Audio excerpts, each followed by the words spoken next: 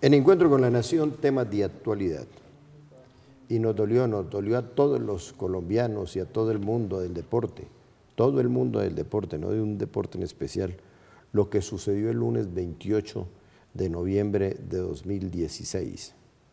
El equipo Chapecoense de Brasil, un equipo que venía de abajo y había logrado llegar a estas instancias finales de la Copa Suramericana.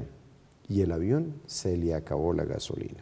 71 muertos, 6 sobrevivientes, de los cuales 22 jugadores del equipo Chapecoense, en el Cerro Gordo, ahí en las goteras de Medellín. Y a propósito de este tema, las tragedias de los equipos de fútbol, recordemos, 4 de mayo de 1949, el equipo Torino de Italia, tras regresar de Lisboa, se estrella en la Basílica Superga, ahí en Turín. Mueren 42 personas, 1949, un 4 de mayo. Y ahora vienen los 6.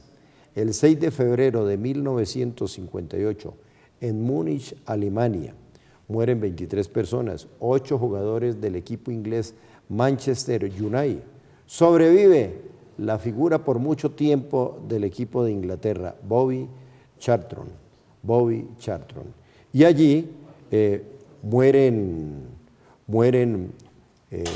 reitero, 8 jugadores del Manchester United. 16 de julio de 1960, mueren 8 jugadores de la selección Dinamarca al despegar del aeropuerto Kastrup en Copenhague, Dinamarca. El 26 de septiembre de 1969, 16 jugadores del equipo boliviano, uno de los mejores equipos de toda la historia en Bolivia, de Strongest. Y allí, pues reitero, fueron 16 los jugadores muertos. Duraron 3 días en rescatar a estas víctimas del accidente aéreo. 8 de diciembre de 1987, 16 jugadores de la Alianza Lima, el equipo llamado en el Perú el equipo de la mitad más uno. El avión cae al mar, era un avión de la Marina de Guerra peruana. 27 de abril de 1993, el avión de la Fuerza Aérea de Zambia, era un vuelo entre Zambia y Senegal. Senegal. ¿Por qué es tan importante Senegal para Colombia? De allí llegaron nuestros primeros 8.000 negros, llegaron a Cartagena y precisamente venían liderados por Domingo Biojó, quien, recordemos, la historia nos cuenta que Domingo Biojó, procedente de Senegambia, hoy dividido en 2 países, Senegal y Gambia, fue el primero que lideró la República Independiente de Palenque, muy recordada por ustedes, la tierra de Antonio Cervantes Kid Pambelé. Pues bien, allí perecen 16 jugadores de la selección de Zambia. Y este lunes 28 de 2016, Chapecoense, 22 jugadores, 71 muertos, 6 sobrevivientes. Cuando escuché la noticia, pues indudablemente el sentimiento aflora, y eso que uno tiene toda la experiencia, tiene toda la fortaleza de este tipo de catástrofes, el caso mío que soy de armero, el caso de cuando tuve que viajar a Popayán y se salva uno de milagro, por eso desde Pepsi-Cola como ejecutivo que era esta transnacional, lideré la campaña Destapa tu Pepsi por Popayán y construimos el polideportivo. Bueno, temas que se presentan. Hoy en la mesa de trabajo nos acompañan la doctora, la jurista gran colombiana, directora de la Academia Colombiana de Internacionalistas, la doctora, la jurista gran colombiana Claudia Marina Martínez Gil. Y nos acompaña el profesor, profesional en Ciencias del Deporte y Liderazgo, el profesor Freddy Amazo. Doctora Claudia Marina Martínez Gil, esto que comentamos, todos estamos sometidos a correr riesgos. Su primera reacción cuando supo el tema de Chapecoense. Sí, lógicamente, y no solamente en términos de solidaridad, sino también por las implicaciones que tiene para el mundo entero. Es una tragedia que indudablemente a todos nos conmueve y que es el momento, digamos, oportuno para decir que el fútbol es una gran familia y a raíz de o alrededor de ella no solamente se mueven muchos intereses en diferentes ámbitos económicos, deportivos, políticos y sociales, sino que lo más importante es recalcar esa solidaridad que se ha resaltado en este momento con ocasión de esta tragedia que enluta al mundo entero, no solamente al mundo deportivo. Profesor Freddy Amazo, el profesor Freddy Amazo tiene el ciclo propedéutico en el fútbol, pues es un hombre que es profesional en ciencias del deporte y liderazgo. Hoy por hoy preside una asociación bien interesante, como es la Asociación de Entrenadores del Fútbol. Él nos explicará ahora más, nos hará más precisión, la Asociación de Entrenadores de Fútbol, de directores técnicos del balompié para Bogotá, Cundinamarca y el departamento del Tolima. Cuando digo que tiene el ciclo propedéutico, él ha sido preparador físico, ha sido asistente técnico y técnico de equipos de alta competición del fútbol. Y a nivel internacional, recientemente el asistente técnico de la selección de Honduras. Y también recuerdo, tiene un récord interesante como asistente técnico del equipo atlético Bucaramanga, récords que la gente no olvida. Usted que ha tenido que viajar con equipos, con selecciones nacionales y que ha tenido que estar en un avión y en una cancha deportiva, su sentimiento frente a esta tragedia de Chapecoense. Bueno, en primer lugar, con el cordial saludo para mis compañeros, doctora Claudia, doctor Gerney y todos los televidentes. Profunda tristeza, porque dentro del colegaje que se maneja en el fútbol, no solamente a nivel de la dirección técnica, sino a nivel de los clubes y de los mismos jugadores de fútbol, pues se produce un profundo pesar, se arruga el corazón, se llega a una tragedia de estas al alma, pero a la vez permite una reflexión profunda en el sentido de cuál es nuestro papel en el ámbito del deporte, en el ámbito futbolístico y en expresar con todo sentimiento unas condolencias a todas las familias que han sido afectadas, tanto de los jugadores, del cuerpo técnico y la tripulación y periodistas que fallecieron en el incidente, e igualmente al pueblo de Chapecó y a todo el pueblo brasileño, porque el fútbol, como bien se manifestaba por parte de la doctora, se convierte en una pasión nacional, en una pasión regional. Y aparte de convertirse en una pasión, es toda una cultura deportiva y una cultura que, como se ha visto no solamente en Colombia y en la ciudad de Medellín, se ha manifestado a lo largo de toda la estela futbolística en el mundo.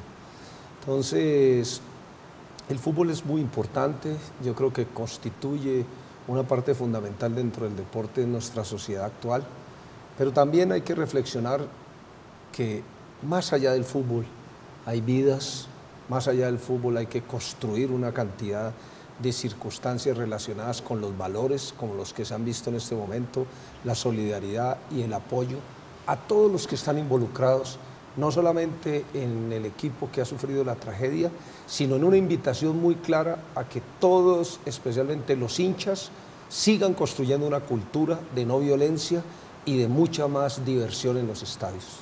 Sobre este tema, felicitar al Atlético Nacional, a sus directivos, en un gesto como debe ser, un gesto hidalgo, ha pedido a la Confederación, a la Conmebol, que se declare campeón al Chapecoense, un bonito detalle de las directivas del Atlético Nacional.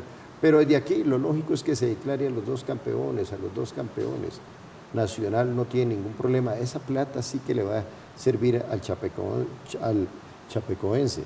De modo que felicitaciones, y esas posiciones hidalgas, esas posiciones solidarias son las que engrandecen al deporte en general. Una pausa, ya regresamos.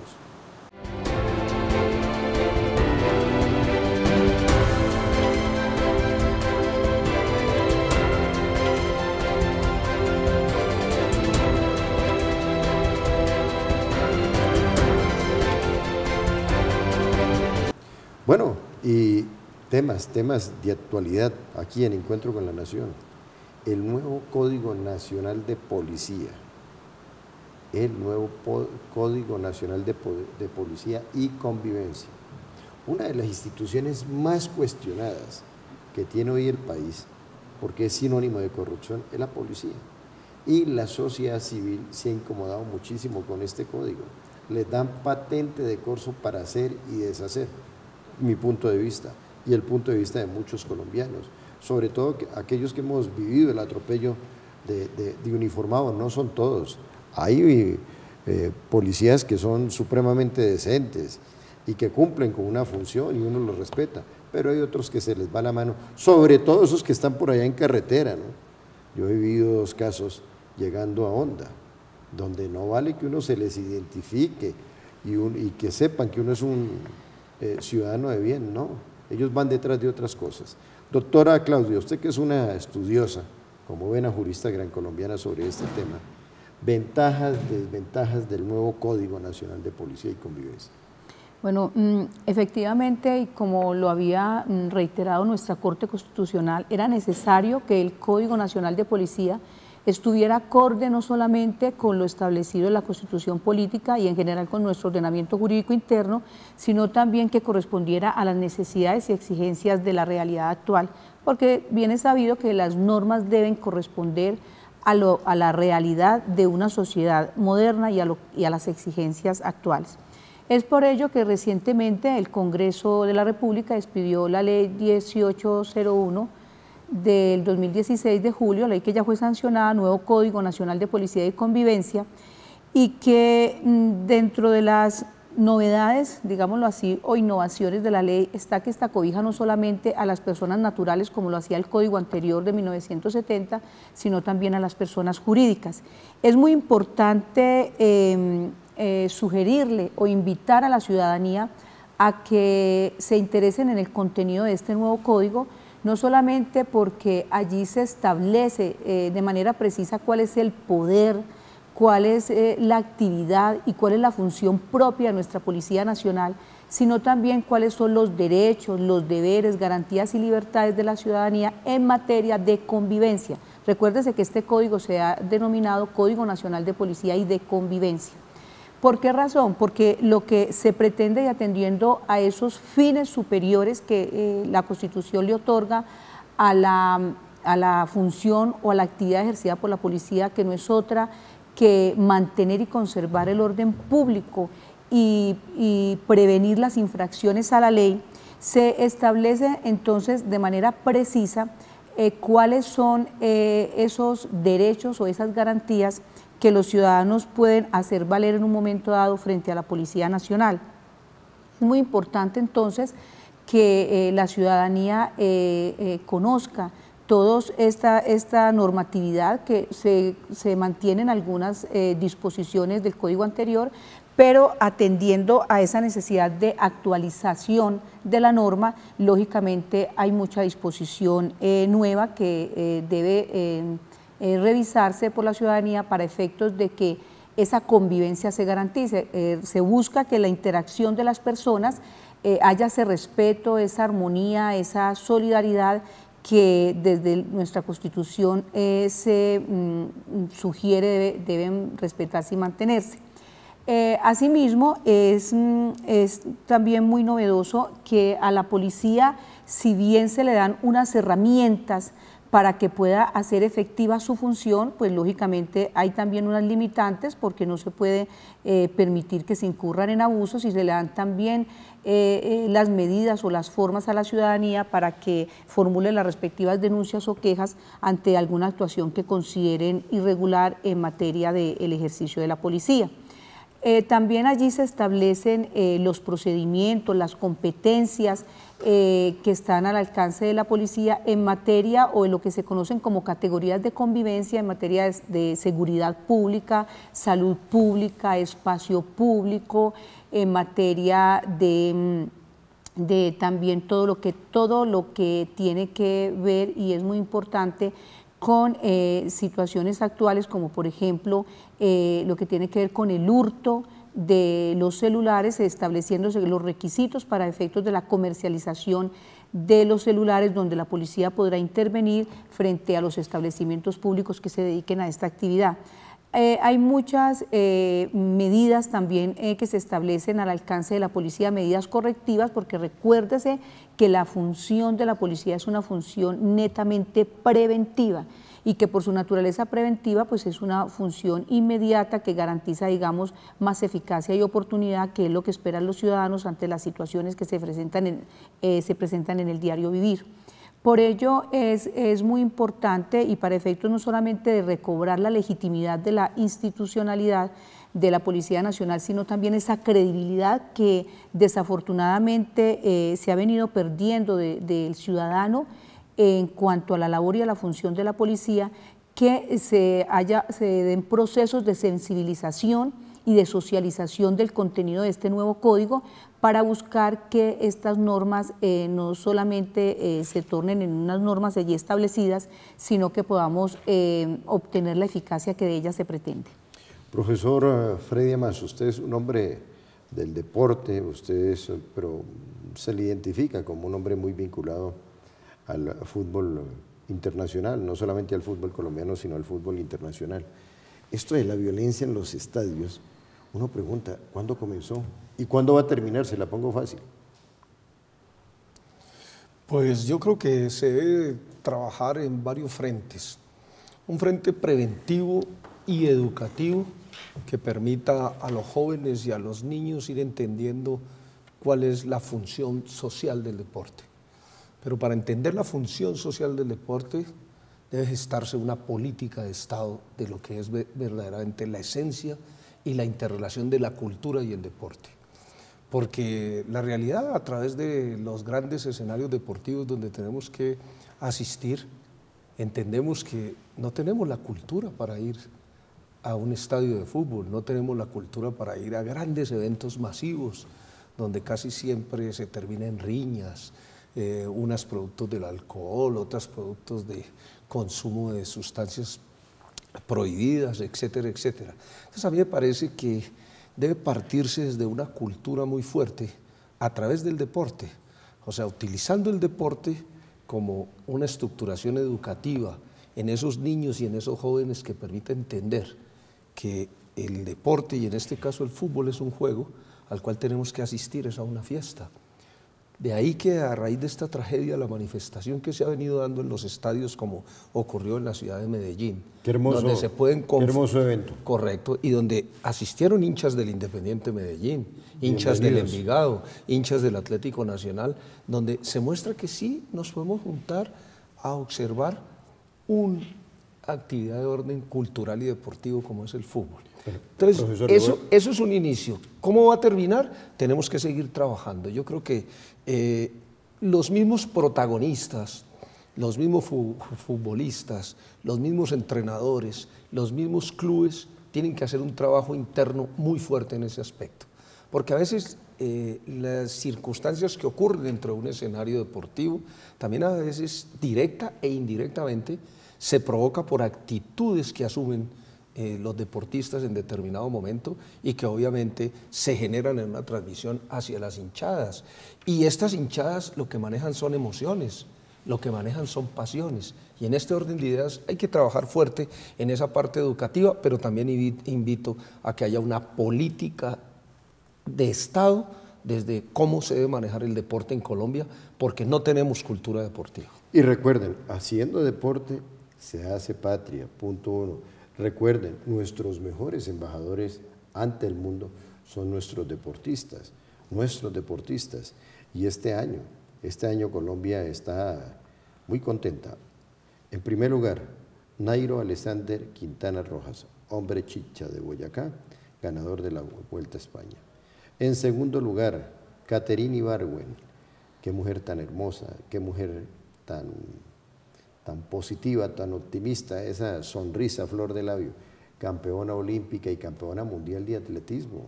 2 títulos tiene esta mujer de la piel de ébano, lindísima. Por otro lado, ayúdeme, Pajón. Mariana Pajón, paisa ella, doblemente campeona, campeona mundial en su especialidad y campeona olímpica. Y por el otro lado, el pesista. Recuérdenme el nombre del pesista. Se me va el nombre. Bueno, ya lo recordaremos, pero también nos entregó un título, una medalla de oro en los Olímpicos. Esas son las 4 personalidades del año y por supuesto no puede dejar de lado el Nobel de Paz de Juan Manuel Santos, del presidente Juan Manuel Santos. Ya regresamos, una pausa.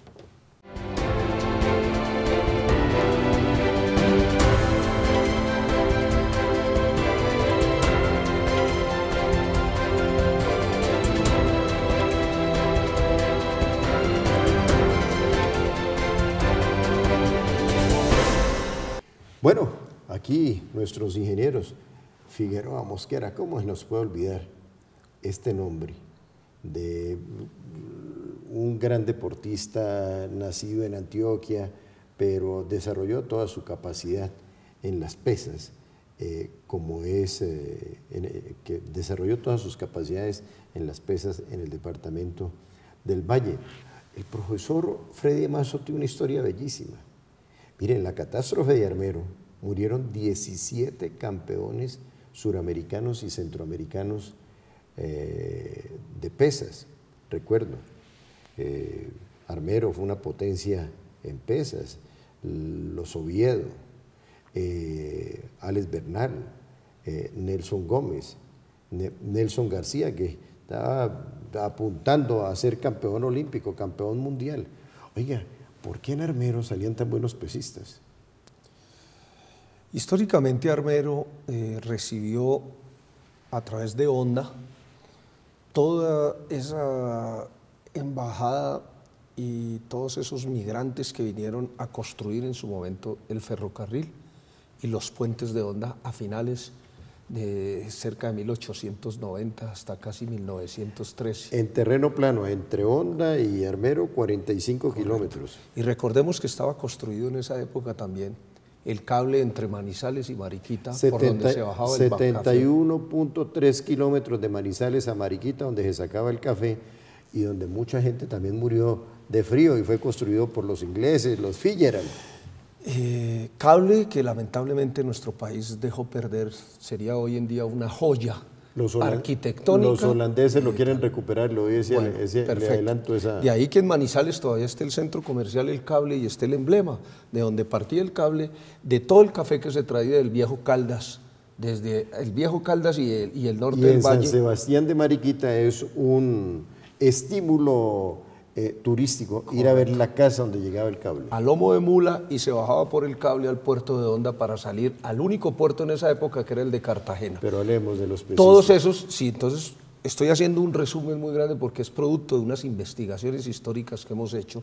Entonces, todos esos ingleses, algunos franceses e italianos que llegaron, en su momento montaron no solamente el fútbol como actividad recreativa, sino que también montaron toda la cultura de las pesas y por eso Armero se volvió un fortín de pesas en el levantamiento olímpico. Usted sabe que el gran gestor de esos campeones centroamericanos, campeones suramericanos de pesas, todavía existe, todavía vive ahí en Lérida. Elío Oviedo, para él un gran saludo y por supuesto toda su familia que se dedicaron no solamente a las pesas, sino a la gimnasia. La primera opción que se tuvo, doctor Gerney, para ganar una medalla olímpica se tuvo con Juanito Romero en los Juegos Olímpicos de 1980 en Múnich. El del pollo, el que correcto, se comió un pollo. Que se sobrepasó, pero era el primer campeón olímpico. Y el otro, clarito. Lester France, de Armero. Bueno, aquí terminamos esta edición con el deporte, porque no se les olvide, haciendo deporte se hace patria. Que Dios les bendiga.